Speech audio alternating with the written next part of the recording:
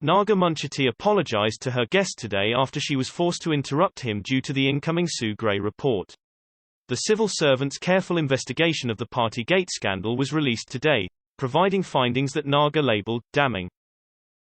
Naga, 47, was speaking to her guests on BBC Radio 5 Live today when she had to suddenly interrupt proceedings, thanks to the release of Sue Gray's long-awaited report.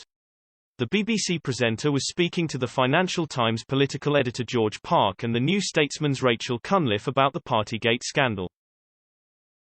Turning to George, she began to discuss the security of Tory seats in certain constituencies. She made reference to Tiverton, where disgraced Neil Parish was formerly MP before he was found to be watching pornography in the House of Commons.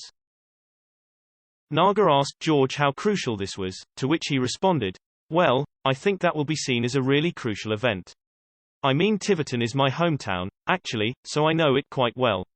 It's a rock-solid Tory seat, has been all my lifetime. 24,000 Conservative majority. If the Conservatives lose that, then there'll be lots of sucking of teeth. It's always difficult to tell when the mood is against a leader."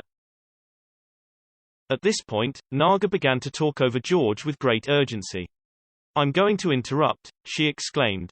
"Okay, I'm so sorry, I'm going to interrupt."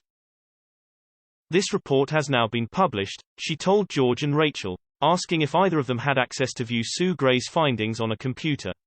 "Sorry, George, for interrupting," Naga kindly added again, once the news had been announced. George, who was also in a busy office himself, took it in good humor. He told Naga that he had people waving across a desk at him, at which point the BBC breakfast host let him leave the show.